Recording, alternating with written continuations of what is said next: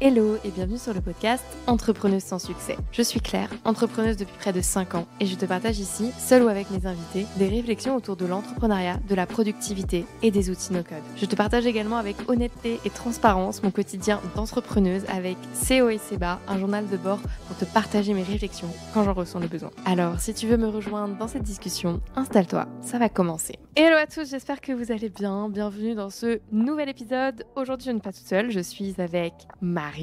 Salut. Et aujourd'hui, on va vous parler de nos secrets pour réussir un bon bootcamp. Alors, si on peut vous parler de ça aujourd'hui, c'est parce qu'on a réussi à bien planter un de nos bootcamps.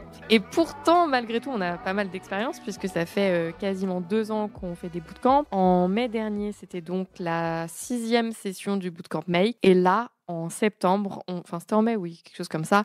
Et là, en septembre, on vient de démarrer, on est déjà quasiment à la moitié, la 7e édition du Bootcamp Make. Et il vient également de se terminer la 2e édition du Bootcamp No Code. Et donc, pourquoi je suis avec toi, Marine ? Parce que tu m'accompagnes sur l'ensemble des bootcamps. Très, très régulièrement, tu es là, pas à toutes les sessions, mais la majorité. Et au-delà de ça, tu es aussi responsable communauté, on dit community builder. C'est ça. Et donc, tu es la personne référente des apprenants. À la suite du bootcamp, ils vont te voir, toi, pour poser des questions, etc. C'est toi qui m'accompagne pour organiser du coup tous les lives qu'on fait, tous les masterminds avec la communauté, qui gère la communauté, qui crée le circle. Bientôt. En ce moment même, puisqu'il sort très bientôt. Et donc, voilà, tu as pris une plus grosse place sur cette partie-là que tu n'avais pas forcément au début. C'est trop cool. Ouais. Et donc maintenant, on a ensemble construit une expérience bootcamp, grâce à toi, grâce à moi, vraiment, on l'a fait ensemble, qui, à mes yeux, est vraiment top. Je ne vais pas nous lancer trop de fleurs. Dont on est très fiers, en tout cas. Mais dont on est très fiers, sur laquelle on a d'extrêmement bons retours. Et pourtant, je sais pas ce que tu en penses, mais moi, je trouve que les lives, c'est soit ça passe, soit ça casse, soit c'est la meilleure expérience de ta vie, soit c'est la pire, en fait. Ouais, le bootcamp de manière générale. Ouais, parce que si tu la foires, ça peut vraiment foirer toute l'expérience d'apprentissage, en fait. Ouais, et des deux côtés. C'est-à-dire que quand pour les apprenants, c'est pas ouf, pour nous non plus, en fait. Exactement. Donc, j'ai demandé à ChatGPT de nous préparer une liste de questions pour partager nos secrets d'un bootcamp réussi. Et donc, on va pouvoir les suivre pour vous raconter et vous faire un peu notre retour d'expérience à ce sujet, puisque on commence à avoir l'expérience pour vous partager tout ça. Donc, à ton avis, Marine, je te laisse commencer par répondre à cette question. Qu'est-ce qui fait qu'on a bien foiré le bootcamp Make qui a eu lieu avant l'été ? Je pense qu'il y a plein de raisons différentes. Tout le monde a sa part de responsabilité, et nous en premier, évidemment. Mais la première chose, je pense que, et d'ailleurs c'est quelque chose qu'on a corrigé depuis, c'est la sélection des personnes qu'on prend en bootcamp. En fait, tout simplement, il manquait un fit, il manquait un match, à la fois sur ce que eux attendaient et sur ce que nous, on était capable de donner. Et au fur et à mesure que ça se passait, on voyait le gap qui s'agrandissait à chaque session live, quoi. Et donc, c'était ni agréable pour eux, ni agréable pour nous. Et d'ailleurs, on a eu des super retours à la fin, dans le sens où on avait énormément de pistes d'amélioration. Et c'est ça aussi qui nous a permis d'améliorer et aujourd'hui d'avoir une expérience vraiment, à mon sens, assez exceptionnelle. Donc, oui, ça a été un bootcamp complètement foiré, mais à la fin, on en a retiré énormément de choses. Et ça aussi, c'est important de le dire, c'était pas forcément ta question de base, mais il faut le répéter et le répéter et le répéter. Sur le coup, les retours nous ont pas fait plaisir. Non, franchement, on le vivait même très mal parce que on avait la sensation de mettre beaucoup d'énergie dedans et qu'entre guillemets, ça nous revenait pas. C'était pas rendu par les participants. Et moi, je pense qu'il m'a fallu bien 2 mois pour vraiment prendre du recul et pouvoir avoir un avis objectif sur la situation, en fait. L'avantage, c'est que c'était avant l'été. Ouais. Donc, on a vraiment eu cette période où on a travaillé sur des sujets de fond, etc. En fait, c'était plutôt bien que ça arrive à ce moment-là. Ouais, c'est vrai. Où on a pu ensuite faire les sujets de fond, travailler dessus. Mais c'est vrai que les retours ont été un peu difficiles à digérer, même si, pour la grande majorité, étaient assez justifiés et on a totalement compris et il n'y avait pas de problème, quoi. Exactement, c'était même très justifié. Donc je te rejoins, moi j'avais noté niveau des participants extrêmement hétérogène, d'où le concept de sélection. En fait, pour moi, c'était pas forcément une sélection sur le niveau, mais plus sur est-ce que tu as bien compris vraiment ce qu'on va faire dans ce bootcamp, en fait. Ouais. Parce que moi, j'avais vraiment la sensation, quand on donnait les sessions, qu'il y avait des individus, des apprenants, qui se demandaient pourquoi on faisait ça. On a eu des retours sur le bootcamp où je me suis dit, OK, en fait, il n'y avait vraiment pas de match. Si je fais une métaphore, c'est comme une personne genre qui daterait une meuf archi introvertie alors que lui attendait qu'elle soit ultra extravertie. Ça veut pas dire qu'il y a un problème chez l'un ou chez l'autre. Ça veut dire que les deux matchent pas ensemble, quoi. Ouais, exactement. C'est comme dans un couple. Ouais. Ça matchait pas du tout. On avait vraiment un écart sur ce que nous, on attendait et eux attendaient. Ouais. Et donc, le fait de le reclarifier, même nous, de dire, en fait, il faut qu'on arrête d'avoir ce discours. Enfin, je sais que moi, je peux très facilement avoir le discours où, mais c'est accessible, c'est facile. Enfin, d'ailleurs, j'ai tendance, ce n'est pas parce que c'est accessible que c'est facile, mais j'ai tendance à dire, si tu bosses, ça le fait. Mais en fait, c'est pas si tu bosses 1 heure par semaine. Le bootcamp, c'est minimum 2 sessions de 2 heures par semaine, plus une journée de travail en autonomie, plus il faut que tu sois arrivé en ayant déjà regardé au moins 3 chapitres sur 8. Et là, moi, le constat qu'on a fait au début de 3e semaine, genre à la fin de chaque semaine, on regardait leur avancement sur la plateforme Schoolmaker. Le fait de se rendre compte à la fin de la 3e semaine, sur 4 semaines, que tu en avais encore la majorité qui était toujours à 0% d'avancement, en fait, j'étais en mode, OK, il y a vraiment pas eu de match, quoi. Sur le niveau d'engagement, ils n'ont pas compris le concept d'un bootcamp. Et au-delà de ça, je pense que s'ils avaient du mal à se mettre dedans aussi, parce que c'était un peu ça ma sensation, c'est parce qu'en fait, il y avait un malentendu sur le contenu du bootcamp. C'est ce que j'allais dire. Moi, je pense que c'était plus un problème de mindset. Peut-être pas de tous les participants, mais d'une grande partie. Mais en fait, c'est le problème aussi de tout un écosystème. En fait, il faut pas dire que c'est un problème de mindset des participants. Non, c'est l'écosystème qui fait ça. Quand vous achetez une formation, vous avez des templates.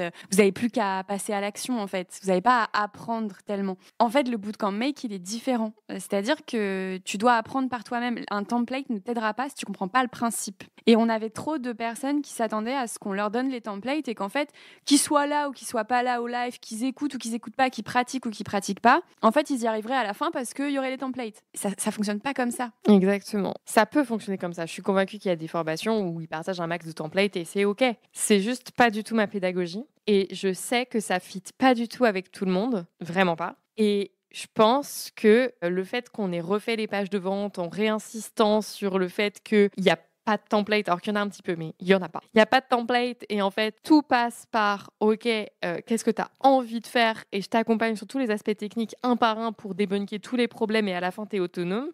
C'est pas le type de formation en ligne que les gens sont habitués à suivre. Il est là le souci. Et il y avait une vraie surprise en fait. Mais waouh, je dois travailler entre les sessions. Mais comment ça? J'ai payé si cher, je m'attends à ce que le travail soit fait pour moi. Voilà. Et moi, j'étais en mode, mais non, t'as payé si cher pour que je te transmette des compétences, pas pour que je te donne mes modèles et que tu saches même pas quoi en faire. Et au-delà de ça, il y avait aussi juste sur qu'est-ce que c'est qu'une automatisation. Bon, là, je peux plus faire grand-chose, mais j'ai vraiment eu la sensation qu'il y avait des gens qui ne savaient même pas ce qu'on allait faire. Une automatisation, du coup, pour reclarifier, c'est le fait, du coup, de créer des algorithmes qui se déclenchent tout seuls pendant que tu dors pour qu'ils travaillent pour des tâches hyper spécifiques pour toi. Il y a une personne qui, à la suite de la formation, nous a partagé qu'elle était très heureuse de la formation parce qu'elle avait appris à utiliser Tally. Et moi, je me suis vraiment dit, mais mince quoi, comment on a fait pour pas se rendre compte que cette personne n'avait rien à faire là? Parce que pour apprendre Tally, tu vas pas dans un bootcamp d'automatisation. Non, en fait, t'as pas besoin d'ailleurs,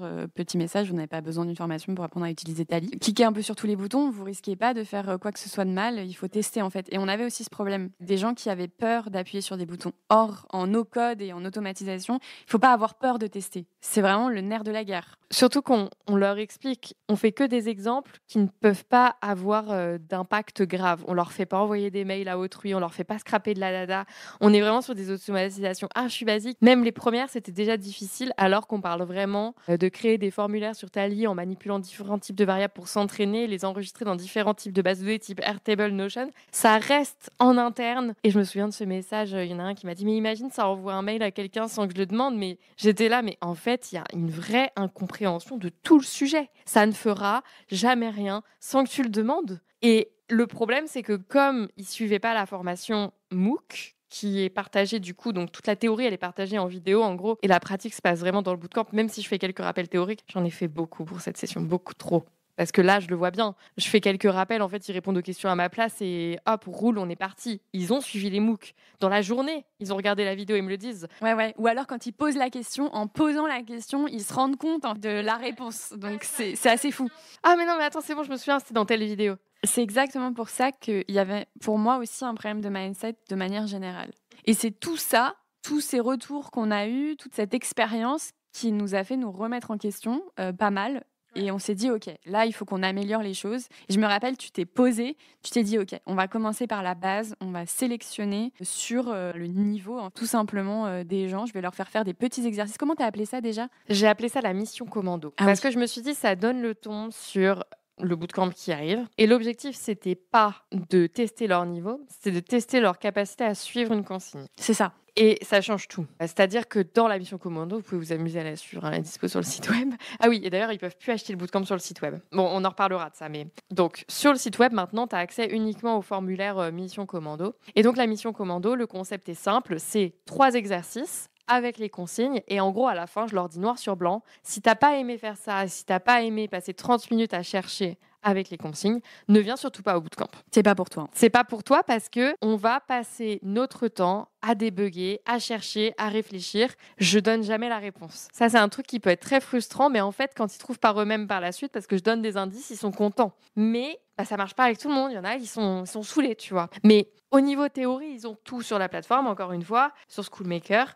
Et au niveau pratique, ça se passe en live dans les bootcamps. Donc, moi, je me suis quand même remise en question, comme tu disais, parce que je pense que c'est arrivé aussi à un moment, d'où les torts qui sont partagés, entre guillemets, à un moment où moi, mon niveau d'énergie était au plus bas, parce que je sortais de 6 mois où je travaillais beaucoup trop. Et donc, comme mon niveau d'énergie était déjà ultra bas, le fait qu'eux me demandent encore plus d'énergie, parce que là, le bootcamp qu'il y a maintenant, je ressors des sessions, limite, j'ai gagné de l'énergie. Ouais. Enfin, ce qui n'a rien à voir, du coup. Ce qui est trop chelou, même, parce que tu donnes, mais en fait, ils te renvoient tellement que, du coup, c'est trop cool. Mais moi, tu sais qu'à un moment, j'ai même hésité à arrêter les bootcamps. Hein. Ouais, je me rappelle.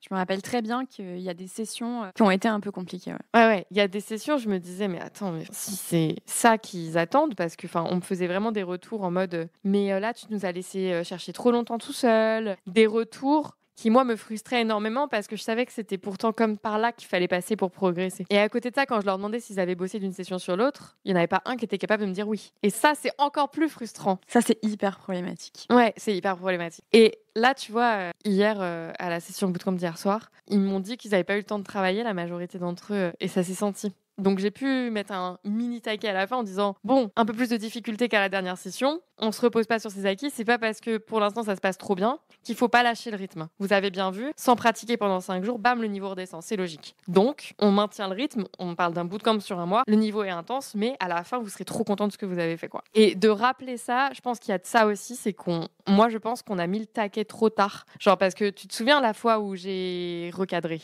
où j'ai dit bon, écoutez, là c'est pas possible. Très bien. La majorité d'entre vous n'a toujours pas commencé la formation MOOC. Vis-à-vis de cela, c'est totalement normal que vous n'arriviez pas à suivre les exercices. C'est comme quelqu'un qui voudrait faire des exercices de maths sans avoir appris en amont la théorie, quoi. C'est impossible. Impossible. Je dirais même pire. Il y a des gens qui ne savaient pas. Ah oui. C'est-à-dire qui n'avaient pas en tête qu'il y avait des vidéos en ligne sur une plateforme de formation en parallèle des sessions live. Et là, on s'est dit, putain, il y a un truc qu'on a loupé, en fait. Il y a eu un souci de communication, c'est pas possible. On n'a pas assez dit, on n'a pas bien dit. Donc, on a eu tous ces problèmes-là. Et à un moment donné, on s'est dit, OK. Donc, on se décourage un peu, c'est un peu dur, mais on va y arriver et on va mettre les actions qu'il faut en place pour que ça se reproduise pas. C'est ça. Donc déjà, pour comment on a géré la session. Bon, je pense qu'on n'aurait pas pu faire mieux que ce qu'on a fait, mais c'était pour autant pas fou. Déjà, t'étais pas censé être sur cette session parce qu'ils étaient pas si nombreux. Tu m'as rejoint dès la deuxième session parce que je t'ai dit c'est une catastrophe, ils ont besoin d'un accompagnement approfondi. Ouais, c'est vrai, je me rappelle. C'est vrai, tout à fait. Et là, t'es arrivée et tu m'as dit ah oui. Ouais, c'est vrai qu'à la fin, je t'ai dit ah oui, d'accord, je comprends pourquoi tu avais besoin d'être soutenue sur cette session-là. Le taquet est venu tard aussi parce que comme nous, ça nous prenait de l'énergie. Il y avait aussi pas forcément l'envie, la passion qu'on peut avoir habituellement à modérer un bootcamp. Il y a aussi de ça. Bah bien sûr. D'où l'arrêt de l'agence. Ouais, c'est clair. Mais voilà, oui, il y avait de ça aussi. Après, bon, même si j'avais pas le niveau d'énergie au maximum, je pense que avec d'autres participants, ça aurait été différent quand même. On l'a vu. C'est des deux côtés. Je pense que nous, on s'est amélioré, on a amélioré les process, on a amélioré toutes les actions, on a vraiment changé aussi notre état d'esprit, on a vraiment tout fait, à peu près tout ce qu'on pouvait faire. Et évidemment, les participants aussi, leur mindset n'est pas le même. Donc, les deux mis ensemble, ça fait des super sessions qui sont assez exceptionnelles. Effectivement, on en ressort avec de l'énergie à plus savoir qu'en faire. Et ça change tout. Ça change tout. Et donc, parmi les questions que ChatGPT nous a posées, il y a comment en fait on fait pour évaluer le succès d'un bootcamp. Et c'est vrai que, en fait, tu sais, on dit il y en a un qui a grave foiré, maintenant on a grave réussi. Sur quoi on se base? Bah, il y a plusieurs choses. D'abord, il y a l'impression de départ qu'on a après les premières sessions live. On peut se dire que c'est hyper subjectif, etc. Mais en fait, on s'est rendu compte avec le temps que notre ressenti était le miroir du ressenti des participants. C'est aussi simple que ça. Quand on ressort avec de l'énergie, eux aussi. Quand on ressort vidé d'énergie, eux aussi. Exactement. Et vider d'énergie dans le mauvais sens. Oui, bien sûr. Voilà, être fatigué parce que tu as beaucoup réfléchi, mais tu étais passionné. Là, je le vois hier soir, il y en a qui étaient un peu fatigués, mais ils ont tellement kiffé que je sais qu'ils reviendront quand même et ils reviendront avec le plaisir. Mais comme quand tu fais une bonne séance de sport et que tu as kiffé, quoi. Exactement. Là, on parlait vraiment vider d'énergie juste parce qu'en fait, rien ne se passait bien. Rien. Il y avait rien qu'allait. N'importe quelle action nous coûtait de l'énergie. Juste demander à un participant de partager son écran, c'était 20 minutes de paramétrage. Ouais, c'était compliqué. Tout était très compliqué. La moindre petite action, c'était oh bah c'est un peu laborieux, oh bah c'est pas clair, oh bah c'est pas intuitif. Pardon, hein, mais non, ça n'est pas vrai. C'est pas la réalité. C'est ton impression, je la comprends, je l'accepte. De toute façon, j'ai pas le choix. Mais ça n'est pas la réalité. Si tu cliques pas sur le bouton, il va rien se passer en fait. Ça fait partie de voilà. Ça, c'était un truc qu'on leur disait vachement de tester. Enfin, comme dans chaque session, il faut tester, tester, tester. Et il y en avait encore beaucoup trop qui développaient le scénario de bout en bout. Et j'arrivais à la fin, je disais, bah alors du coup, ça fonctionne, ça marche? Ah ben, on sait pas, on n'a pas cliqué. Et moi, ça me rendait ouf. Je me disais, mais déjà, on avait dit quoi? On teste chaque module dès qu'on en ajoute un. Des automatismes que tu es censé avoir après la première session live. Première session, il y a les fameuses fiches, les bons réflexes du maker. Voilà. C'est les fiches un peu basiques. Bon, c'est vraiment du bateau. Enfin, c'est vraiment les trucs basiques de comment tu fais pour tester ton scénario de bout en bout. Bon, peut-être que ceux qui connaissent pas du tout Make, du coup, nous prennent pour des fous. Mais le sujet, c'est, OK, où sont les boutons, qu'est-ce qui se passe et quelles sont les choses à faire dès que tu veux avancer. Bah, tu testes ton premier module, puis quand tu en mets un deuxième, tu le testes unitairement, puis tu testes de bout en bout, et ainsi de suite, ainsi de suite, ainsi de suite. Et en fait, ça, je pense, 4e session, c'était toujours pas acquis. Ça craint. Et moi, ça me rendait malade. Et donc, en plus, ça nous demandait d'autant plus d'énergie. Parce que je sais pas si tu te souviens, mais moi, j'ai changé tout le contenu des sessions en live, genre. Ouais, pour les rendre plus simples, parce que tu te rendais compte qu'on n'allait pas y arriver. Et ça a frustré certains participants. Et je le conçois totalement. Parce qu'en fait, ça, c'est un truc que j'ai remarqué aussi et qui m'a vraiment rendue folle. C'est qu'il suffit, c'est horrible, mais il suffit d'un participant qui ralentit, bah, ça ralentit que tout le ça monde. ralentit tout le monde. Et ça, c'est dur, tu vois. Et malheureusement, ça vaut pas dans l'autre sens. C'est-à-dire quelqu'un qui est hyper motivé, qui suit tout, qui regarde les vidéos, etc., malheureusement, ne peut pas emmener tout le monde. Ça n'est pas possible. Non, ça, c'est vraiment très, très problématique. Du coup, on avait essayé de faire des groupes par niveau. Tu te souviens, on avait essayé, à chaque fois, on disait c'est aléatoire, mais on tentait des trucs. Ça n'a pas aidé plus parce qu'en fait, on s'est rendu compte que ceux qui avaient un niveau plus faible et qui faisaient pas grand-chose, bah, ils faisaient pas grand-chose ensemble. Ça n'allait pas du tout, cette histoire. Encore nous poser 1000 questions qui sont en fait des trucs... Des redites. Ouais. Alors, je sais que la base de l'apprentissage, c'est la répétition. Et je suis OK avec ça. Là encore, le groupe me demande de répéter des choses. Mais quand, en plus, tu te permets... des petites réflexions. Voilà, des petites réflexions, des trucs en mode... je sais plus, mais il y avait une mauvaise ambiance au global. Moi, j'ai trouvé aussi. Et pourtant, tu vois, ce qui est fou, c'est que j'ai regardé une vidéo de Ben Never avec un psy sur le bonheur. Tu l'as vu ou pas? Elle est trop bien. Où il fait la fameuse image du bol de cerises, là. Ou genre, en gros, le bol de cerises, quand tu le tends aux gens, les gens sont en mode « Waouh, les cerises, elles sont magnifiques !» Dès que tu mets un cafard dessus et que tu le retires, plus personne ne veut des cerises, quoi. Et là, c'était un peu ça, dans le sens où on avait le cafard qui était là, qui disait que c'était nul. Du coup, les cerises, elles étaient toutes en mode la merde aussi, non? Non, mais tu vois? Oui, complètement. Pourtant, mais il y a certains participants à la fin qui ont été là. Quand ils ont pris la parole pour dire je tenais quand même à vous féliciter parce que malgré toutes les difficultés de ce bootcamp, parce qu'ils l'ont vu, ils ont capté. À un moment donné, il faut être transparent aussi. Quand tu as fait quand tu as dit aux gens bon bah voilà ce qui se passe, voilà ce qu'on va faire, etc. Tu l'as clairement dit aussi que bon tu pensais pas que ça se passerait comme ça, donc on essaie de s'adapter au fur et à mesure, même si c'est difficile. Ouais, exactement. Et du coup, à la fin, de voir que certains participants reconnaissaient en fait l'énergie qu'on avait mis dedans et qu'ils avaient quand même passé une très bonne expérience malgré tout, tu vois, ça fait plaisir. Vraiment. Ouais, c'est vrai. Et au final, je pense que les seuls qui n'ont pas apprécié l'expérience, c'est ceux qui ont posé problème et qu'on a réussi à sauver l'expérience de ceux qui avaient vraiment leur place. Je pense. Il y avait à la fin un gros mélange de frustration. C'est-à-dire, il y en a qui n'arrivaient pas à faire ce qu'ils voulaient faire, donc ils étaient frustrés. Et nous, on était frustrés qu'ils n'y arrivent pas. Donc en fait, dans toute l'histoire, il n'y a que de la frustration et c'est pas bon du tout. Donc évidemment, pour revenir à ta question, oui, il y avait du ressenti direct après les sessions, un ressenti global. Et puis, il y a eu le ressenti, enfin, c'est même plus un ressenti, c'est la data, quoi. La data a parlé. C'est qu'on envoie une enquête après tous les bootcamps. Et les avis Trustpilot. Et voilà. Enfin, tout s'enchaîne. Et là, on a eu des gens qui exprimaient leur frustration. Voilà. Qui était légitime. Tout à fait. Et moi, ça m'a même rendu triste que certains participants qui, je sais, auraient vécu une expérience totalement différente dans un autre groupe. Bah, ils n'étaient pas satisfaits comme ils auraient pu l'être. Ouais, exactement. Parce qu'on sait quelle expérience on est capable de donner. Mais en fait, le fait, du coup, de se rendre compte que c'est vraiment hyper important de poser le cadre dès le début. Enfin, en fait, c'est ça. Je pense qu'on n'a pas assez cadré dès le début. On s'est laissé peut-être un peu trop, pas marcher dessus, mais c'est pas nous qui avons imposé le rythme. Moi, je pense qu'on s'est un peu reposé sur nos lauriers, tu vois. On a eu des bootcamps qui se sont bien passés, même si le niveau, petit à petit, ça se passait de moins en moins bien, mais c'était pas... Le niveau baissait régulièrement, mais je me disais... C'était pas significatif non plus. Exactement. Moi, je constatais que plus on avançait, plus le niveau baissait. Et je me disais, c'est juste parce que plus on fait d'acquisition, plus on s'adresse à une cible super large. On n'est plus sur les early adopters un peu geeks qui déjà en fait n'ont même pas besoin du bootcamp parce qu'ils sont déjà très chauds sur l'outil. Et donc je me disais, c'est normal que le niveau baisse, c'est ok, c'est pas grave. L'important c'est que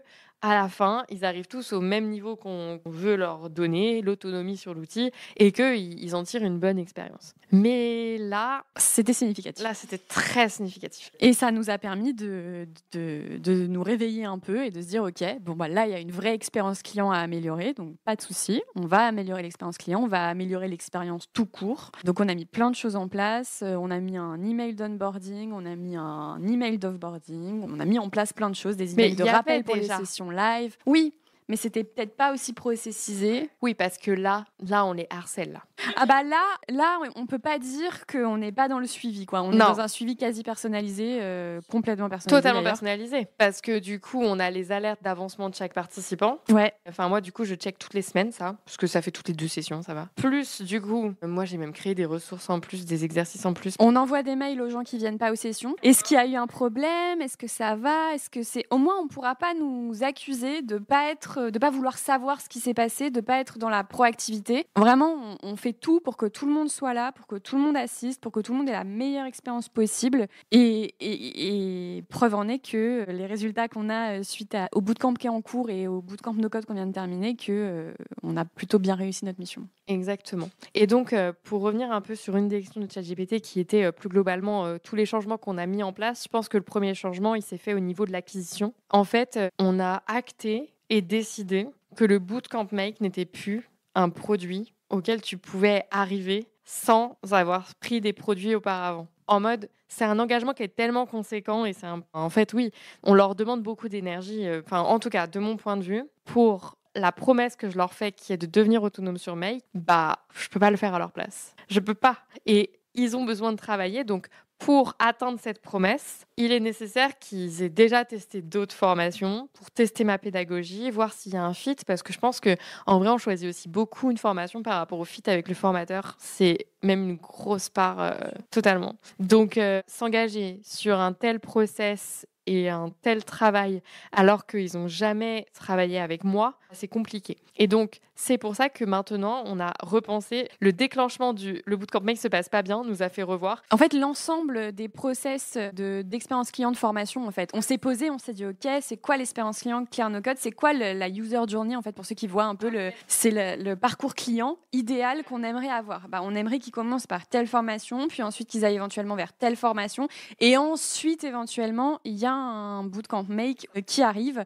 mais clairement, c'est non. Vous n'arriverez pas sur le Bootcamp Make sans avoir testé un autre produit, sans avoir eu un call avec quelqu'un de l'équipe.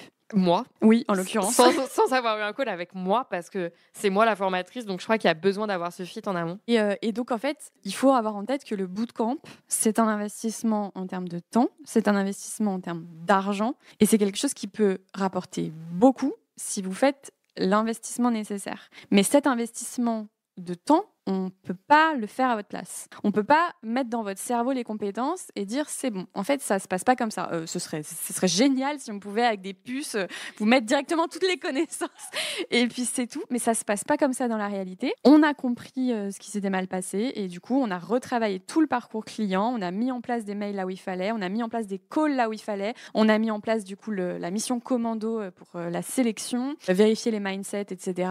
Et on s'est retrouvés avec un bootcamp, notamment le bootcamp No Code qui s'est terminé il n'y a pas très longtemps, exceptionnel. J'en ai des super souvenirs. Ça me donnait énormément d'énergie. Les retours qu'on a eu toutes les deux ont été incroyable. On a reçu des mails, on a reçu des réponses à l'enquête. Il y a des gens qui ont du coup acheté le bootcamp Make après, donc vraiment ils ont poursuivre l'expérience. Et d'ailleurs, c'est un retour que j'ai eu hier d'un des participants qui m'a dit mais moi ce que j'ai trop kiffé c'est qu'en fait je retrouve les mêmes personnes que j'avais dans ma promo d'avant, c'est trop cool. Et là d'une certaine façon, en plus en termes de marketing, on a un peu hacké l'acquisition. Ah oui, sur ce coup-là on a bien fait. Et sans faire exprès. Oui, c'était un peu un espoir quoi. En fait, ça s'est confirmé. En fait, là du coup pour clarifier un peu pour tout le monde, ça fait 2 ans qu'on vend des formations du coup avec Claire No Code. Initialement, déjà, c'était que des formations MOOC. Les premières, c'était des formations MOOC. Mais parce que c'était, à mes yeux en tout cas, des formations sur des sujets que tu peux totalement suivre en autonomie parce que quand même beaucoup moins techniques. À savoir, la formation de ChatGPT, qui est en pleine refonte, elle est quand même beaucoup moins technique, faut être honnête. Et la formation Notion, où de nouveau, elle est quand même beaucoup moins technique. Quoique Notion, technique quand même. J'envisage très grandement de rajouter le bootcamp parce que je pense que ça pourrait être une expérience complémentaire incroyable. Oui. Je suis convaincue que si tu recontactes, je voulais proposer ça à Camélia, mais bref. Mais je pense que si tu recontactes tous les gens qui ont suivi la formation Notion et que tu leur dis ça vous chauffe un bootcamp pendant 1 semaine pour faire du ménage dans vos espaces Notion, reclarifier plein de sujets, je pense qu'il y a du monde au balcon. C'est certain. Ça fait partie des sujets sur lesquels on bossera dans les prochains mois. Mais de se dire que du coup, après avoir créé ces 2 formations sans bootcamp, on a créé les 2 formations bootcamp. Donc, tout d'abord, on a créé le bootcamp Make parce que pour moi, c'était le sujet que je maîtrisais le plus, en fait. Le bootcamp Make, vraiment, moi, je fais ça depuis 5 ans en freelance, quasiment. Enfin, je ne fais pas que du make, mais beaucoup d'automatisation, c'est mon outil de prédilection. Eh bien, c'était une évidence pour moi que de partager ces connaissances, c'était des connaissances vraiment, comme on dit, qui te rendent vraiment attractif sur le marché de l'emploi, en freelance ou pas. Pour moi, c'est des compétences clés. J'en suis convaincue et j'avais vraiment envie de les partager. Il y a encore beaucoup trop peu de makers en France. Et c'est à la suite de ce bootcamp que j'ai pris conscience de l'importance d'avoir un bootcamp plus débutant. Le fameux bootcamp no-code, parce que le no-code ne se limite pas à l'automatisation, malgré le fait, parce que le problème, il est là aussi, c'est que, typiquement, mon pseudo, c'est Claire No-code, donc forcément, les gens pensent Claire, elle fait du no-code, le no-code, c'est de l'automatisation, ils font ce raccourci. En vrai, je pense que c'est un peu le problème de Shubham aussi, il dit qu'il fait du no-code, ce qui est vrai, on fait du no-code, tu vois, mais l'automatisation, c'est qu'un domaine, en fait. On parle aussi d'autres sujets, mais on en parle tellement de l'automatisation que les gens font le raccourci no-code égale automatisation, alors que c'est pas du tout le cas. Et je me suis dit, c'est tellement dommage qu'ils aient pas aussi cette vision plus globale parce que, en fait, c'est trop cool aussi de faire des web apps, de faire même des apps mobiles, de faire du web tout court, des sites web, de travailler sur du Notion, c'est aussi faire du no-code. Enfin, même un formulaire Tally, c'est le début potentiellement d'une app, tu vois. Genre, ça dépend jusqu'où tu vas, mais c'est possible. Et en fait, je me suis dit, OK, il y a vraiment un truc à faire sur le sujet du no-code. Et ça va nous permettre aussi de pouvoir leur montrer, via une découverte vraiment en surface de l'automatisation, ce que c'est pour savoir s'ils sont vraiment intéressés par ce sujet pour aller plus loin. Parce que j'avais quand même de plus en plus de profils qui, pendant le bootcamp, se disaient « Oula, mais attends, c'est pas pour moi ça. Qu'est-ce que je fous là ?» Et ça, c'était un problème. Et donc, le bootcamp no-code est arrivé comme ça. Et en fait, là, au bout de 2 ans, du coup, on arrive à se dire « Mais en fait, ça y est, il y a une logique et une cohérence dans toute cette suite de formations. Et on sait quelle est l'expérience d'un client idéal qui arrive et qui débute chez Claire No Code. Et donc, c'est pour ça qu'aussi, il y a un petit produit qui arrive pour compléter cette expérience qui sera le premier produit, en fait, le tout début de l'expérience, un produit encore moins cher que tous les produits qu'on a pu sortir, parce que, notre produit le moins cher actuellement, il est à 500, je crois. Oui, c'est ça. C'est la formation Notion. 500 €. Bon, ça reste déjà un... Hors taxe. 500 € hors taxe. Et donc, en fait, c'est quand même déjà un budget. D'où le fait de proposer un nouveau produit justement pour tous ceux qui voudront découvrir beaucoup moins cher. Et donc pour nous, l'expérience idéale, ça je vais le raconter dans la séquence Welcome Newsletter qui arrive, qui va être incroyable, c'est du coup quelqu'un qui me découvre via les réseaux sociaux, peu importe, YouTube ou podcast. Je pense que c'est vraiment les 2 réseaux sociaux que j'ai envie de développer le plus les prochains mois, prochaines années, et qui va s'abonner à ma newsletter, me découvrir du coup, on va dire plus globalement les outils no-code, prendre conscience de toute la famille d'outils, la diversité d'outils qui existent, commencer doucement à s'intéresser, apprendre via des tutos, via mes différentes vidéos et potentiellement passer à l'achat en débutant son apprentissage par un produit à moins de 100 € qui lui permettra donc, en l'occurrence, ce sera lié à Notion, d'apprendre les bases de Notion, mais en fait, c'est pas pour apprendre les bases de Notion, c'est pour apprendre la théorie des bases de données en utilisant Notion. Ça, c'est un client qui m'en a parlé cet été parce que ça, c'est une des actions qu'on a faites cet été qui, moi, m'a beaucoup aidé, c'est aller parler à nos clients. Tous les ans, un peu, je fais ça. Je me reconnecte aux clients satisfaits, du coup, parce que c'est eux qui veulent bien venir me parler. Non, mais c'est vrai. C'est vrai, faut dire ce qui est. T'as jamais un client insatisfait qui va prendre 1 heure de call avec toi. Non, mais même les clients satisfaits ont des retours hyper intéressants, etc. Et moi, il y en a un, il m'a dit, mais tu sais, genre, ton bootcamp Make, c'est pas un bootcamp Make. C'est un bootcamp qui t'apprend l'automatisation no-code en utilisant Make. Et après, je me suis dit, mais c'est vrai pour toutes mes formations. Ma formation de ChatGPT, c'est une formation à l'intelligence artificielle en utilisant et en s'entraînant sur ChatGPT. Ma formation à Notion, c'est une formation à la théorie des bases de données en utilisant Notion. Et en fait, c'est pas du tout le même paradigme. Et je pense que tous les autres formateurs, c'est ma différence en fait, c'est ma différence marketing, parce que tous les autres formateurs, eux, c'est vraiment des formations par outil. Et sont capables d'ailleurs de sortir une formation Notion et une formation Airtable, ce qui est pas négatif. Mais moi, tu sais, on m'a souvent demandé la formation Airtable et je me suis dit, mais je me sens pas de la faire pour la simple et bonne raison que pour moi, elle ressemblerait trop à la Notion. Tu vois ? Je comprends totalement. Notion, pour toi, c'est vraiment l'outil pour démontrer l'intérêt qu'ont les bases de données, les tables, etc. Voilà, parce que tu pars d'un besoin que tout le monde a, prendre des notes. Genre, tout le monde prend des notes sur un ordi. Tu leur montres que c'est mieux avec des bases de données. Et du coup, ils font le premier pas. La data est king. Genre, la data, c'est le plus important. Donc, ils commencent par bien ranger leur data. Et une fois qu'elle est bien rangée, c'est là qu'ils se rendent compte que, mais en fait, maintenant, ma data, je vais pouvoir l'utiliser pour faire d'autres choses. Et hop, on plonge dans le monde du no-code, des automatisations, etc. Et ça change tout, tu vois. D'où le parcours où, dès qu'ils ont pris ce petit produit, en fait, s'ils veulent continuer, du coup, ils ont un plus gros produit Notion, un plus gros produit IA en autonomie, ou ils poursuivent par le bootcamp no-code, puis après le bootcamp no-code, le bootcamp make, et puis après le bootcamp make arrivera dès janvier, le fameux accompagnement pour devenir freelance sur ces sujets. Mais pour nous, déjà, d'avoir cet été, mais je ne sais même pas si on l'a vraiment fait exprès, mais on a vraiment clarifié tout ça. C'était l'objectif. Il y a un moment donné, on s'est dit, OK, on va mettre comme objectif, c'est vraiment l'objectif de l'été. En fait, on a fait petit bout par petit bout. D'abord, on a commencé par dire, OK, les bootcamps, ça va pas, faut qu'on améliore ça. OK, qu'est-ce qu'on met en place? OK, ça c'est fait. Maintenant, on regarde l'ensemble de ce qu'on a. Et là, tu t'es dit, OK, donc l'été, va falloir refaire, etc. On a eu des retours clients qui nous disaient, ah, ça serait bien d'avoir une refonte, etc. Donc, on s'est dit, OK, bon, maintenant, on va se concentrer sur celle-là. Et ensuite, on s'est dit, OK, donc là, il nous faut quand même un petit produit de départ en regardant tout ce qu'on avait fait. Et là, tu t'es dit, OK, moi, j'ai une idée, on va faire quelque chose. Et puis ensuite, on savait qu'il y avait la formation freelance qui arriverait. Donc en fait, tout s'est hyper bien goupillé et ça a été l'occasion de travailler sur tous ces sujets-là et d'avoir à la fin quelque chose d'hyper clair. Mais sur le moment, c'était le bazar. Sur le moment, moi, je voyais une montagne. Et en fait, on a juste listé vraiment tous les petits points qui n'allaient pas. Et t'as raison, c'est le fait de les résoudre un par un qui, en fait, tout c'est vraiment l'image du brouillard où enfin, ça y est, tu vois clair dans tout ce qui se passe. Exactement. C'était vraiment très agréable. Et donc, on n'a pas fini. On a plein d'idées, d'envies sur l'expérience client. Donc, notamment, la partie communauté va arriver très bientôt. Ensuite, il va y avoir la formation freelance, tout en menant en parallèle les bootcamps, etc. Donc, il y a encore des choses qui arrivent. Mais ça a été vraiment l'occasion de revoir tout ça. Ouais. Et franchement, c'est pour le mieux. Parce que là, quand je vois comment ils sont contents, moi-même, je suis trop contente. Et d'ailleurs, du coup, sur la partie acquisition, dans cette logique, on voit bien qu'on fait plus d'acquisition directe sur les bootcamp make. Plus du tout. C'est plus du tout notre objectif. J'ai la sensation, alors je sais pas, mais on l'avait peut-être senti venir, je ne sais pas. Mais le mini challenge, c'était un peu une première brique sans s'en rendre compte. Ouais, le mini challenge, ça a été vraiment, je sais pas pourquoi on a décidé de le lancer à ce moment-là. Non, mais moi, je vais te dire, je vais être totalement honnête. Je suis honnête avec eux depuis le début. C'est le mini challenge de Margot qui m'a donné envie. Ah oui, c'est vrai. c'est ça, exactement. Et il faut savoir quelque chose avec Claire, c'est que quand Claire a envie de quelque chose, généralement, ça dure pas longtemps avant qu'elle le mette dans le calendrier. Je vous le dis tout de suite. J'ai tendance à foncer. C'est ça, exactement. Mais attends, c'est bien propre, j'avais fait le plan d'action, il y avait toutes les tâches. C'est vrai, mais ça a été un peu le rush. Ça a été le rush. On en reparlera du mini, mais ça a été vraiment le rush. C'était le en même rush, temps, c'est vrai. Je crois que c'est une des meilleures périodes. Vraiment, ça a été une des meilleures semaines que j'ai passées depuis que je suis indépendante. Trop mignon. Prom Dug, c'était incroyable. Je sais pas si je peux dire ça, mais c'était une très bonne semaine.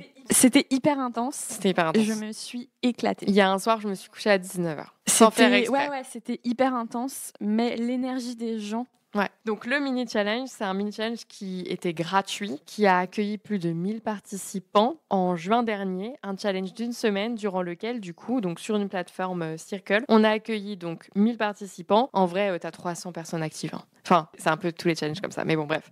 C'était déjà très bien. Oui, exactement, c'était déjà énorme. Mais il y avait 1000 inscrits. Derrière, du coup, on avait même mis un système d'ambassadeurs avec des anciens formateurs qui, du coup, avaient tiré parti de nos formations dans leur quotidien. Qui ont eu accès à une mini-formation que Claire a tournée. Ambassadeurs, ouais, c'est vrai, j'ai fait ça. Putain, ouais. J'avais oublié. Et en fait, ces ambassadeurs avaient chacun une maison, une équipe dont ils s'occupaient. Et en fait, du coup, ils étaient rémunérés en commission, en gros. Mais clairement, tu ne vis pas de ça. Et il y en a plein qui m'ont dit, franchement, on le fait pas pour ça, on le fait vraiment parce qu'on y croit. Et moi, j'aime pas attendre des choses des gens sans les payer, donc j'étais contente qu'il y ait des commissions. Et donc, ce qui s'est passé, c'est que pendant une semaine, ils devaient du coup écrire tous les matins dans leur équipe pour dire que la masterclass du jour était disponible. Et la masterclass, c'était une mini masterclass de genre 20 minutes, tournée, montée sur un sujet spécifique qui menait à des to-do list d'actions à effectuer pour réussir à passer à l'action et commencer à prendre en main ses premiers outils. Et moi, j'ai été impressionnée de l'engagement des gens. J'arrivais même pas à lire tous les messages tellement qu'ils ont fait péter mes automatisations. Tu vois. C'était fou. Ça, c'était... Wow, mais comment c'est ça, je l'avais pas vu venir. Et c'est là aussi où je pense, parce qu'il faut savoir que le mini-challenge est arrivé pile au moment où on avait les bootcamps à côté qui se passaient pas hyper bien. Et donc, on s'est dit, mais en fait, d'un côté, ça nous a rassurés. Ah oui, c'est vrai, il y avait les deux en parallèle. On est capable de mener une expérience client de dingue. Même avec des soucis et tout, on est capable. Donc, mince, qu'est-ce qui va pas avec les bootcamps? On s'est dit, OK, si on est capable, c'est qu'on peut améliorer les choses. T'as raison, c'était en même temps parce que j'ai vu un... Mais c'est pour ça aussi que c'était ultra intense, ces moments-là. Ouais. Et j'ai vu un participant du coup sur la communauté Mini Challenge faire une automatisation sans savoir que c'était une de celles proposées en bootcamp et la faire mieux que certains participants que je formais. Et j'étais en mode ok, il y a un réel problème. Il y a un réel problème. Et sans que je lui ai donné quelconque tuto quoi. Les personnes qu'on a réussi à convertir à l'issue du Mini Challenge sont celles qui ont participé aux différentes formations, aux différents bootcamps de la rentrée. Et je pense que ça a aussi joué. Parce que en amont, faire de l'acquisition sur un programme qui ressemble beaucoup plus à l'expérience client, forcément, t'attires forcément des gens qui s'attendent à retrouver la même chose. Enfin, ça paraît logique, quoi. Ouais, c'est clair. Et donc, comme jusqu'ici, la majorité de notre acquisition se faisait que sur des webinaires où c'est des sessions de 2 heures, c'est difficile de voir en 2 heures et non actionnable en plus. Alors que là, ils étaient corrigés avec des gens qui regardaient leur travail. Ça n'a rien à voir. Enfin, c'est le jour et la nuit. En webinaire, je peux pas leur donner des exercices à faire en live. En vrai, je pourrais tenter, mais je pense pas que ce soit le format adapté. Parce qu'ils peuvent pas, en 2 heures, j'aimerais bien savoir combien de temps ça leur prenait vraiment de faire... Je sais pas, mais ils étaient au taquet. Ils étaient au taquet, mais je pense que ça leur prenait du temps. Et donc, du coup, je suis pas contre les webinaires, mais c'est vrai qu'on a toujours pas repris. On en a fait un qu'on sentait pas, qui du coup n'a pas marché. Comme quoi, importance du ressenti. Hein. Ouais, de ouf. Moi, mon intuition, maintenant, je l'écoute. En fait, il faut comprendre que cette expérience de bootcamp qui s'est pas hyper bien passée a eu des conséquences hyper positives sur le reste en fait. Aujourd'hui, on est très contente finalement que ça soit mal passé. Non, on va peut-être pas aller jusque là. De tout ce qu'on a mis en place après, ça nous a bougé. On s'est bougé et on s'est dit ok. Et maintenant ça se passe bien. On est très contente et ça va mener à encore plein d'idées, plein de choses, dont aussi un changement de stratégie d'acquisition tout simplement. En fait, c'est normal que les choses évoluent et maintenant qu'on a fait évoluer l'expérience client pour le mieux, on va faire évoluer la stratégie d'acquisition pour le mieux, de manière un peu plus innovante peut-être aussi. On va tester de nouvelles stratégies, voir si ça fonctionne. On va refaire un challenge, ça c'est certain. En novembre, et vous pouvez vous inscrire dans la barre de description. Je regarde les dernières questions qu'ils nous ont posées, mais on a déjà bien fait le tour, je pense. ChatGPT nous demande justement quelles sont les meilleures pratiques pour créer une communauté engagée parmi les différents participants. Moi, je pense qu'il y a une règle qui vaut pour toutes les communautés. c'est de donner aux personnes qui sont là, aux participants, avant qu'ils le demandent ou qu'ils même s'en rendent compte qu'ils en ont besoin. En fait, c'est vraiment être dans la proactivité à fond. C'est répondre à leurs besoins avant même que eux réussissent à en prendre conscience. Je pense que c'est vraiment ça le truc et vraiment réagir au plus vite. Je sais pas si tu te rappelles, mais pendant le mini challenge, typiquement, on a eu des soucis techniques. On a été hyper transparente sur ça et en fait, on a résolu les choses au fur et à mesure et on a répondu aux attentes au fur et à mesure. En fait, comme c'était hyper intense cette période-là, on n'a pas pu être dans cette proactivité qu'on peut avoir habituellement. Et par exemple, il y a eu quelque chose qui était on a besoin d'un mail récap le matin pour nous dire c'est dispo machin. Le lendemain, c'était fait. Et tous les matins, il y avait un mail. Et ça, dans les communautés, c'est hyper important de se dire ah ouais, en fait, on m'écoute. Genre, il y a quelqu'un derrière l'écran qui fait quelque chose que j'ai moi-même proposé. Donc, il y a un petit truc d'ego en se disant ouais, j'ai proposé un truc et ça a été mis en place. Ça fait plaisir. Puis on était vraiment présente. Enfin, moi, je me suis trouvée trop absente, mais j'arrivais pas à poster. En fait, du coup, j'en ai déjà parlé sur le podcast, je crois. Mais cette semaine-là, je ne pensais pas qu'il y aurait autant de personnes actives. Parce que du coup, si on reparle de Margot Cunego, c'est une personne, enfin, du coup, je sais pas si vous la connaissez, mais c'est une femme qui, du coup, a un programme pour coacher d'autres femmes à entreprendre. Pour le dire très simplement, t'es d'accord? C'est ça, en fait. Et elle a quand même déjà formé, je crois, elle a dit plus de 1500 femmes. Ouais, beaucoup de femmes. Depuis qu'elle a commencé. Donc, elle a quand même un très gros business aujourd'hui qui fait plus d'1 million large, en fait. Je crois, je me demande si elle fait pas 1 million par mois. Bon, elle a un gros chiffre d'affaires. J'ai pas envie de dire des conneries. Donc, elle a un gros CA. Et bon, moi, il y a plein de choses que j'aime pas dans son business. Parce que typiquement... dans la manière dont elle le fait. Ouais, voilà, c'est ça. Mais par contre, je pense qu'on ne peut pas lui retirer le fait qu'elle est exceptionnelle en marketing.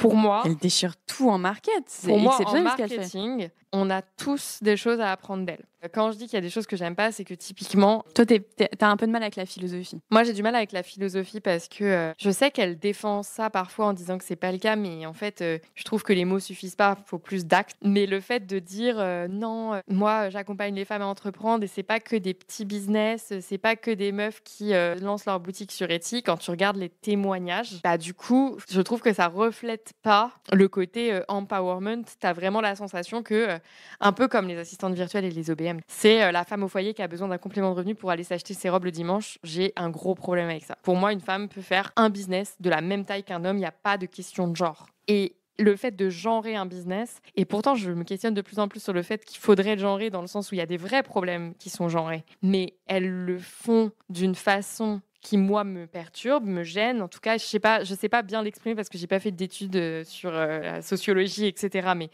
en tout cas, j'ai un ressenti négatif vis-à-vis de ce qu'elle partage par moment. Et ce qui me gêne le plus, c'est que j'ai une grande sensation à l'écouter que la plupart des participantes qui ont réussi à vivre de leur activité, en fait, ont réussi parce qu'elle les a recrutées. Et je trouve ça trop bizarre. C'est comme si moi, je disais, j'ai appris à mes participants à faire de l'automatisation.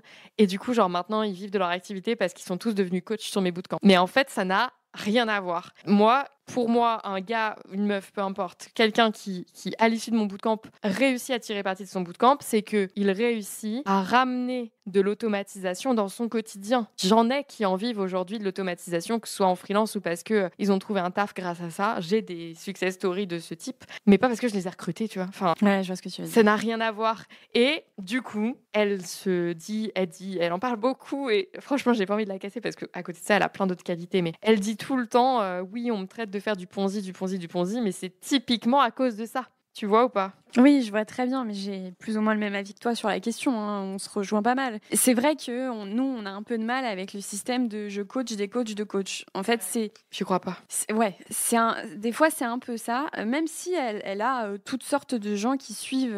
alors, nous, on n'a pas suivi sa formation, donc on ne sait pas quel type de client là, mais on a suivi un challenge. Mais j'écoute ses vidéos et je la trouve hyper pertinente sur plein de sujets. Hein. Juste, je suis pas d'accord sur certaines choses. De toute façon, elle n'aurait pas le succès qu'elle a. Si elle avait pas un vrai talent. Si elle n'avait pas un vrai talent, il faut remettre aussi l'église au milieu du village. C'est clair qu'elle a un vrai talent sur le market, qu'elle a un vrai talent pour vendre le truc, qu'elle est hyper authentique dans pas mal de choses et que ça donne envie, en fait. Moi, j'avais un a priori avant de la suivre et c'est toi qui m'as dit, mais regarde, parce que franchement, il y a des moments où il se passe un truc, quoi. En fait, moi, j'ai du mal de base avec LinkedIn, Insta, donc quand il y a quelqu'un que j'apprécie pas sur ce réseau, je ne le juge pas pour ça parce que je sais que c'est le jeu. C'est parce que globalement, j'aime pas les contenus qui sont dessus, en fait, tu vois. Et donc, elle, en l'occurrence, sur Instagram, vraiment, elle me donnait la gerbe. En fait, que ce soit un homme ou une femme, du coup, parce que son homonyme homme, je dirais que c'est Yomi Denzel ou Oussama Hamar, tu vois. Les personnes qui vont dire, je sais pas exactement ces posts, j'ai pas envie de dire de bêtises, mais tu vois, se filmer dans des lieux luxueux avec énormément de matérialisme et dire je suis partie de rien et regardez aujourd'hui je gagne tant par mois, suis ma formation pour faire la même chose, c'est pas suffisant. C'est pas suffisant. Avant de faire des leçons aux gens, déjà, en fait, au-delà de ça, monte ton expertise. Et le pire, c'est qu'elle en a une. C'est le marketing. Et donc, elle pourrait, je trouve qu'elle ne le fait pas assez, donner beaucoup plus de vrais conseils actionnables sur le marketing, sur LinkedIn et Instagram. Et je trouve qu'elle ne le fait pas assez. Là où sur YouTube, c'est beaucoup plus profond. Tu la vois prendre parfois 30-40 minutes pour t'expliquer un sujet en profondeur. Et tu vois qu'elle en a là-dedans, tu vois, et qu'elle pourrait faire des contenus. Alors peut-être c'est les contenus courts que j'ai vraiment pas compris, parce que de toute façon, j'arrive même pas à les créer tellement je trouve ça vide. Mais du coup, j'aime pas la suivre sur ces réseaux-là. Et donc, quand tu l'as connue et que moi, je l'ai connue via ces réseaux-là et que tout de suite, tu as eu le même a priori que moi. Et au début, j'avais un vrai a priori. Et puis comme pour plein de monde, on va regarder, etc. Et effectivement, sur YouTube, c'est assez captivant, quoi. Elle a un vrai truc. Après, tu sais, par moment, on connaît pas le contenu de sa formation. Le seul truc qui me gêne, c'est on a quand même suivi toutes les deux un mini challenge, du coup. Ouais, ouais. Enfin, et d'ailleurs, moi, je l'ai pas suivi en entier, mais. Alors moi, j'ai pas suivi non plus en entier, mais disons que j'allais régulièrement sur le Discord. C'était assez intéressant la manière dont c'était construit, comment c'était construit, à quoi servaient les ambassadeurs. Tu vois, ça nous a quand même inspiré. Mais moi, je me suis clairement inspirée, je suis OK. Hein. Ça, on n'aime pas. Après, elle a rien inventé, ça reste un mini challenge. Oui, exactement, mais ce que je veux dire, c'est qu'on a pris ce que nous, on aimait bien, on a amélioré des choses qu'on trouvait pas fou chez elle, mais qu'on avait envie de reprendre, mais pas de cette façon-là. Il y a des choses qu'on n'a pas repris. Typiquement Discord. Voilà, Discord, on n'a pas... La plateforme de gamification. Mais d'ailleurs, elle a pas non plus l'air hyper convaincue par ça. Non, donc j'ai envie de lui dire, vas-y Margot, on s'appelle, je t'explique Circle, s'il te plaît. Et parce qu'elle aurait les moyens, donc clairement, ouais. Donc voilà, c'est pareil, la plateforme de gamification, on n'a pas été hyper fan, on n'a pas trop compris. Pour moi, déjà, c'est problématique que ce soit pas intégré. Et en même temps, toi, tu as essayé de faire des automatisations et tout, et on n'avait pas prévu que ça pèterait, ça a pété. Donc alors, je savais que ça allait péter s'il y avait trop de monde, mais je pensais pas qu'il y aurait autant de monde. Parce que du coup, pour revenir au challenge de Margot, moi, je me basais vachement sur ces chiffres pour savoir combien j'aurais de participants au réel. Ah oui, c'est vrai. C'est vrai qu'on se basait vachement sur ça, ouais. Parce qu'on n'avait pas d'expérience. Donc, comme elle balance ses chiffres, je me suis dit, OK, si on arrive à avoir 1000 participants, comme elle, on devrait avoir, 100 personnes qui postent vraiment des messages. Tu vois. Ouais, on avait, alors je sais pas si c'est exact ou pas, mais de l'extérieur, on avait vraiment l'impression qu'il y avait pas beaucoup de gens sur le Discord. Donc, j'étais pas trop en stress. Et puis déjà, il y avait le truc de, c'est notre premier. Mais oui. C'est notre premier, on y va tranquille, on va voir comment ça se passe et on itérera après. On y va vraiment en test. On teste Circle, on teste la gamification, on teste le Notion, on teste les vidéos. Vraiment, on testait les ambassadeurs, notre capacité à animer, etc. Bon, il y a plein de trucs qui ont été cool, il y a plein de trucs qu'on va améliorer. Ouais. En fait, moi, ce que j'adore, et elle le dit très bien, Margot, c'est que sur une expérience comme ça, tu peux jamais prévoir ce qui va mal se passer. Mais il y a une chose qui est sûre, c'est que t'en tireras masse de leçons. Et elle, à chaque fois, donc je sais pas combien de challenges elle a fait, peut-être 5 ou 6. À chaque fois qu'elle fait un challenge, elle te fait une vidéo pour t'expliquer tout ce qui s'est mal passé, avec une transparence que j'adore. Et elle t'explique genre tout ce qu'elle va mettre en place du coup pour corriger le tir. Et du coup, je suis convaincue qu'on a eu plein de problèmes qu'on n'aura pas la prochaine fois, mais on aura des nouveaux problèmes. Et c'est normal. Et tant mieux, on s'ennuierait sinon. Voilà. Mais du coup, t'apprends beaucoup plus vite. Parce que moi, j'avais un peu cette sensation par contre qu'avec les webinaires, parfois ça marchait pas, c'était très difficile d'en tirer des leçons. Parfois ça marchait, pareil, on savait pas en tirer des leçons. Ouais, complètement, c'est beaucoup plus aléatoire. Alors que avec, en fait, je pense que c'est parce qu'il y a beaucoup plus de masse. Et sur un temps plus long. Ouais, et on est aussi beaucoup plus dépendant de l'environnement extérieur. En fait, c'est bête, mais il suffit qu'on n'ait pas calculé notre truc. Et comme on est indépendante, on n'a pas les dates de vacances en tête. Et donc, tu peux être sûr qu'on va faire notre webi pendant une semaine de vacances où les gens sont partis avec leurs enfants, machin, leurs trucs. Tu peux être sûr que ça marchera pas. Bah non. Et en fait, oui, il y a des trucs où... Alors, c'est pas que ça, il y a plein de facteurs extérieurs qui jouent. Mais ça aussi, ça joue et malheureusement, voilà. Et je pense aussi que globalement, la stratégie de Webi, elle s'essouffle parce qu'on a beaucoup de Webi de partout. Et c'est aussi pour ça qu'on a envie de proposer d'autres choses et de tester d'autres choses. Alors, je suis entièrement d'accord, mais j'ai la sensation que les mini-challenges aussi, un petit peu. Je sais pas si ça s'essouffle, mais en tout cas, il y en a énormément. Et on a eu une chance de dingue parce que en juin, quand on l'a lancé, la semaine d'avant, c'était le challenge Ramène ta fraise. La semaine d'après, c'était le challenge brique ou un truc du genre. Et la semaine encore après, c'était le challenge de je sais plus qui. Mais genre, on s'était pas concerté. On a tous réussi à prendre une semaine différente. Oui, je me rappelle, tu m'as dit. Par contre, je crois qu'on va avoir le challenge Ramène ta fraise en même temps que nous. Et j'ai dit non, je pense qu'elle va le faire avant ou après. T'inquiète. On le savait pas. On n'avait pas les dates, on les connaît pas. On a parlé sur ça. Ouais. Mais je m'en doutais que ça allait arriver parce que voilà, je suis un peu ce qu'elle fait, je sais à peu près quand ça tombe. Et je me disais, oh putain, ça va nous tomber dessus. Et je savais que si les gens en faisaient un, ils feraient pas le deuxième. On avait la chance d'être le seul mini-challenge sur le no-code, alors que tous les autres autour de nous étaient des mini-challenges sur LinkedIn, enfin postés sur LinkedIn. Donc ça nous a aidé quand même. Ouais, je pense aussi qu'on était sur une verticale très différente et que la promesse était aussi pas la même. Non, pas du tout. Donc on a eu cette chance-là, c'était la première fois qu'on le faisait, donc il y avait ce côté un peu innovation. Moi, c'est le seul que je connais qui était sur ce sujet-là. On a vraiment pris un truc hyper Il n'y a spécifique. aucun autre mini-challenge sur no-code. Oui, et c'était Pimp My Job. Il y avait un truc. Ah, franchement, c'était cool. Moi, j'ai trop kiffé. Et puis, Next Step, les hackathons présentiels, quoi. Moi, je trouve que les challenges, il n'y en a pas assez aujourd'hui pour que ça lasse l'audience. J'ai prévu d'enregistrer un podcast avec Alexis. Il faut que je lui écrive sur le marketing de formation en ligne parce qu'on a tous les deux, donc Alexis Kovalenko de Contournement, on a tous les deux une bonne expérience sur le sujet. Et un désaccord. Et un désaccord, c'est pas un désaccord, enfin, c'est une façon de voir les choses qui est différente. Oui, c'est ce qu'on appelle un désaccord. Et en même temps, je pense que du coup, on a quand même beaucoup de choses à partager sur la façon de vendre des formations en ligne aujourd'hui. Bah, complètement. Et moi, je pense qu'on arrive à la fin d'une ère, genre the end of an era, Dua Lipa. Parce que vraiment, tu sais, là, je pense que tous ceux qui se sont lancés pendant le Covid sont en train de voir la fin. Genre là, ils voient la lumière au fond du tunnel. Là. Bah là, c'est soit tu t'adaptes, soit tu meurs. Exactement. Moi, tous les entrepreneurs qui me disent depuis des années que les bootcamps, c'est pas scalable, je pense que là, ils vont s'en mordre les doigts. Parce que j'ai la sensation qu'on arrive, peut-être je me trompe totalement, hein, mais qu'on arrive dans une nouvelle ère où les contenus MOOC ne pourront plus être vendus aux tarifs qui ont été pratiqués dans le passé et que la vraie valeur des formations résidera dans l'expérience live, en petits groupes, avec des résultats concrets obtenus en fait à l'issue des formations. Et je pense que oui, les contenus MOOC purs ne fonctionneront plus. Et sur une sélection des participants. Exactement, c'est ça. Moi, je vois encore beaucoup trop de formateurs en ligne qui postent des produits. Franchement, quand je regarde la page de vente, je me dis mais quoi ? Mais qui a besoin de cette formation ? Quelle est la valeur que tu apportes et pourquoi ce prix ? Et à partir de là, je sais pas si c'est parce que j'ai l'habitude de lire beaucoup de pages de vente, mais en tout cas, j'ai cette sensation de me dire ça y est, les gens ne se font plus avoir. Alors qu'avant, ils étaient prêts à acheter un peu de la merde à des prix exorbitants. Toi, Marine, tu as été la première victime de ce sujet. Je lève la main, j'ai acheté beaucoup de formations dans ma vie. Beaucoup. Certaines que j'ai suivies en entier, certaines que j'ai suivies à moitié, certaines dont j'ai ouvert le module préparatoire, introduction, et que je n'ai pas continué. Moi, je suis 1000 fois d'accord avec toi. Je crois que j'ai acheté 2 formations dans ma vie. Acheté, hein, parce que j'en ai suivi plein gratuites sur Open Classroom, mais acheté 2 formations dans ma vie. Et que, je pense que j'en ai suivi qu'une. Non, en fait, 4 avec 2 Domestika. Donc 2 Domestika, 15 balles chacune. Je les ai suivies en entier. 100% MOOC, je parle uniquement. Une autre formation américaine sur Webflow que je n'ai pas suivie en entier. Pourquoi ? Parce qu'elle est très particulière et que je la vois un peu plus comme une bibliothèque de ressources à consulter lorsque j'ai une difficulté. Mais du coup, je suis trop contente de savoir qu'elle est là. Et en plus, ils la mettent à jour trop bien tout le temps. Il y a un circle, etc. Donc, je n'ai pas payé que pour la formation. Bon, par contre, c'est en anglais, mais moi, j'adore, il n'y a pas de souci. Et une formation au montage vidéo. Ouais, j'en avais pas parlé de ça. Sur Final Cut ? Sur Premiere Pro, justement. Parce que j'ai envisagé de changer.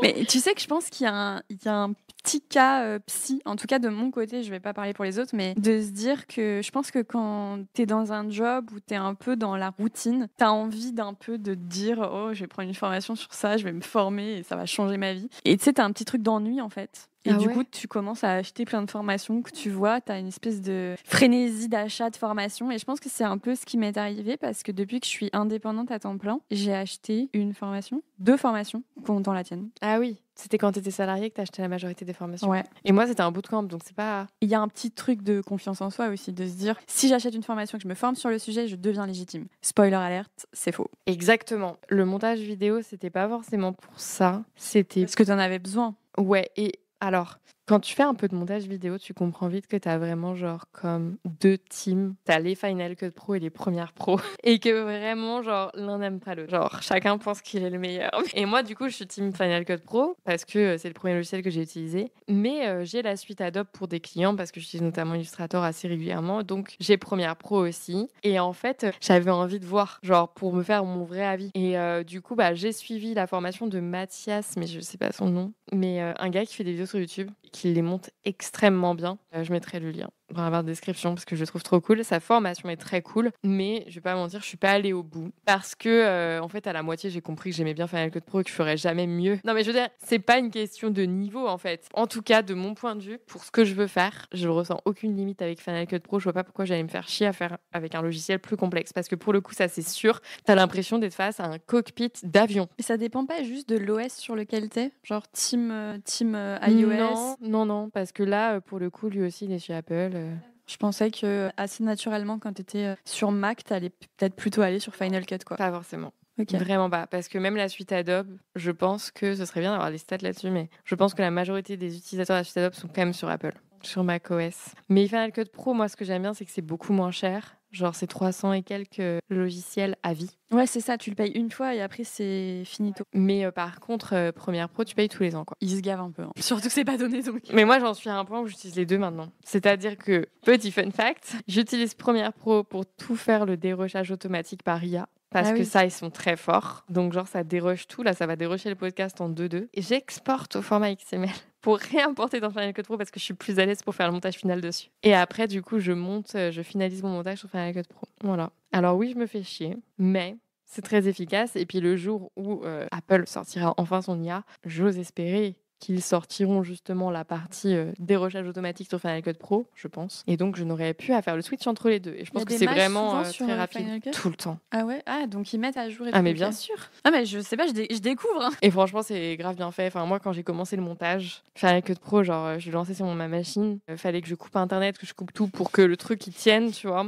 Maintenant, franchement, c'est beaucoup plus tranquille. Ça se fait beaucoup mieux, c'est beaucoup plus fluide. Franchement, le montage, bon, je parle même pas d'il y a 10 ans. Mais il y a 5 ans, déjà, c'était encore complexe. Il y a 10 ans, c'était un enfer. Voilà. Genre, vraiment, c'était un enfer. Il y a 5 ans, c'était encore complexe. Et maintenant, genre, tu peux même monter des trucs sur ton téléphone avec CapCut, quoi. Aujourd'hui, c'est accessible à tous. Donc, ceux qui cutent pas leurs vidéos, franchement, je comprends pas. Hein. Claire vous juge. Je vous juge. Mais oui, on parlait de ça parce qu'on parlait de formation. Moi, je pense que oui, du coup, pour conclure, on arrive à la fin. Les contenus purs MOOC vont grandement perdre de leur audience et qu'on va arriver à un moment où les formations qui seront valorisées seront des formations beaucoup plus avec une expérience beaucoup plus personnalisée. Enfin, c'est même pas que personnalisée, mais en tout cas beaucoup plus de suivi, qui soit en distanciel ou en présentiel. J'en suis convaincue. Voilà. Et j'ai hâte d'avoir, du coup, il faudrait qu'on réagisse à ça à un moment, le résultat du cabinet des curiosités. Voilà, parce que moi, je suis pas trop dans le formation game. Je connais pas grand-chose, je connais pas trop les autres formateurs, mais voilà, il y en a beaucoup, donc c'est normal de pas tous les connaître. Voilà, mais je suis quand même pas passée à côté cette fois-ci. Ouais, c'est vrai, c'est toi qui me l'as envoyé, non? Ouais, parce que faut quand même se rendre compte que moi, je suivais tellement peu de formateurs que je ne connaissais pas Geneviève Gauvin. On en a déjà parlé au premier épisode, maintenant je la suis. Mais donc, du coup, cabinet des curiosités me fait penser au catching, même si je sais que c'est pas la même chose, mais j'ai pas trop compris pourquoi. Moi non plus, pour moi, c'est un bundle de formation. Ouais, mais bon, du coup, voilà. Mais en tout cas, j'ai trop hâte de voir ça. Moi, je pense qu'on arrive à la fin. Voilà, c'est mon opinion. Je vois la fin arriver. Je pense qu'il y a trop de signaux faibles et que là, je sais pas quels sont les résultats, mais j'ai la sensation que ça marche pas. J'aimerais bien avoir les vrais résultats. Ah, peut-être qu'ils vont les donner, hein, qu'ils vont être hyper transparents et qu'ils vont les donner. Hein. Il y a moyen. Je pense qu'ils podcast, je pense qu'ils vont les donner parce que c'est un truc un peu infopreneur de faire du building public. Du coup, je pense qu'ils vont les donner. De toute façon, il y a tellement de formateurs que je vais te dire un truc. Même si c'est pas officiel, ça sera officieux. Faut pas se mentir. C'est ça. Bon, ça arrête ou pas? Je crois qu'on a beaucoup parlé. Hein. Ah, on a digressé de fou. Mais comme à chaque fois. Est-ce que tu veux Non, je ferai pas de podcast. Est-ce que tu veux qu'on réponde à une dernière question de l'été qui nous demande quels conseils donneriez-vous à d'autres formateurs qui souhaiteraient organiser des bootcamps réussis? Alors, déjà, ne pas vouloir faire une énorme machine au départ. En fait, au départ, il faut vraiment aller sur un petit groupe où vous êtes sûr que vous allez pouvoir apporter la meilleure expérience client possible. Plus vous avez de gens, plus c'est difficile. Essayez d'avoir des appels avec les gens que vous sélectionnez pour être sûr qu'ils vont s'entendre aussi. Et il ne faut pas vouloir faire trop gros, trop grand, trop vite. Ouais, ça c'est un très très bon conseil. Et je pense que t'es même pas obligé. Enfin, moi je voulais tenter de lancer une formation sur un sujet là-dessus. Je pense que t'es même pas obligé d'avoir préparé des contenus MOOC en amont. Parce que je pense, et on l'a un peu fait pour la formation No Code, que avoir les retours, parce qu'ils ne le savent pas, mais la formation No Code, la première version du bootcamp, en fait, c'était une session par semaine et je sortais un chapitre par semaine, c'est ça? Et en fait, en vrai, j'écrivais, je tournais, montais tout en parallèle. Et en fait, ça m'a grandement aidée parce que les rencontrer, leur poser toutes les questions. Donc en fait, sous couvert du coaching, tu récupères leurs besoins et tu fais le chapitre d'après. Et même si j'avais déjà une trame et que je savais déjà ce que je voulais, un peu partagé en termes de trame, bah en fait, ça m'a permis de vraiment répondre à leurs besoins. D'une pierre deux coups, tu fais le bêta-test et le produit, en fait. Du coup, je pense que ça peut être une bonne façon de faire un bootcamp. Et d'ailleurs, en vrai, c'est comme ça que sont nées les formations MOOC. C'était des coachs qui en avaient marre de répéter 10 fois la même chose, faut pas l'oublier. Et je pense que c'est une bonne chose de d'abord devenir bon dans de l'expérience en direct avec des clients avant d'enregistrer un contenu que tu vas vendre en grande quantité. Parce que si tu partages uniquement des connaissances que toi, tu penses intéressantes, potentiellement que c'est pas du tout ce qu'attend ta cible. Alors, je suis complètement d'accord avec toi et je commence à avoir bossé avec pas mal d'infopreneurs. Ouais. Les meilleurs infopreneurs avec qui j'ai bossé, et j'en connais que 3 en fait, dont toi, Ouais. donc 2 autres, en fait, sont des gens qui ont été capables de lancer, de faire des lancements et d'à chaque fois publier un module, un chapitre par semaine en parallèle de sessions live. Ouais, je pense que c'est une très bonne méthode. C'est les meilleurs infopreneurs que je connaisse ont été les seuls à être capables de faire ça. Je pense que c'est la seule façon que tu as de rester connecté. Et par contre, il ne faut pas sous-estimer la masse de travail que ça représente. Ah ouais, non, mais moi je suis quasiment à temps plein là-dessus. C'est vraiment une organisation de malade, ouais. Un temps aussi nécessaire et une pression malgré tout parce que vous vous êtes engagé et donc il y a des gens qui attendent derrière. Donc en fait, il faut l'avoir en tête. Ouais, exactement. Voilà, bon, je crois qu'on a donné des bons conseils. De toute façon, on a d'autres podcasts qui arrivent très vite. Attends, j'en ai un dernier. Vas-y, dis-moi. Utiliser les bons outils. Ouais, c'est vrai. Ça, c'est très important. Système.io, on vous déteste. Non, mais c'est ça que je fallais dire, non? J'allais pas dire ça, mais dans l'idée, je suis d'accord. Ouais. Ce que je voulais dire, c'est que n'oubliez pas que c'est pas parce que vous allez sur Discord le soir dans votre temps libre que la cible que vous visez en infoprenariat, elle a l'habitude de Discord. N'oubliez pas de vous mettre à la place de votre cible et des outils qu'ils utilisent et qu'ils seront capables d'utiliser. Et pour moi, Discord, ils s'en sont pas capables. Non, pour moi non plus, j'ai pas vu actuellement de communauté sur Discord d'un point de vue business qui fonctionne extrêmement bien sur un temps court. Je sais pas comment elle fait Margot. Je pense qu'elle utilisera plus Discord tout simplement. Je pense actuellement la meilleure plateforme qui existe, c'est Circle. Circle, il n'y a pas de sujet. C'est la meilleure que j'ai testée, c'est la meilleure qu'on a testée actuellement. Ouais. C'est aussi la plus chère. J'ai payé hier l'abonnement annuel là. Ça fait mal. Mais à côté de ça, les fonctionnalités sont là, le service client est là, l'API est là. Voilà, donc il n'y a rien d'autre à dire. Il n'y a rien qui manque à l'appel. Ils ont même rajouté la gamification. C'est bravo Circle. On aime vous payer. Bon, on a terminé cette fois-ci. Cette fois, c'est bon. Bon, parfait. Écoute, merci beaucoup Marine. On se retrouvera très vite dans un nouvel épisode ensemble, j'en suis certaine. Donc, on vous souhaite à tous une très belle journée et on se retrouve dès la semaine prochaine dans un nouvel épisode. Salut tout le monde. Bye.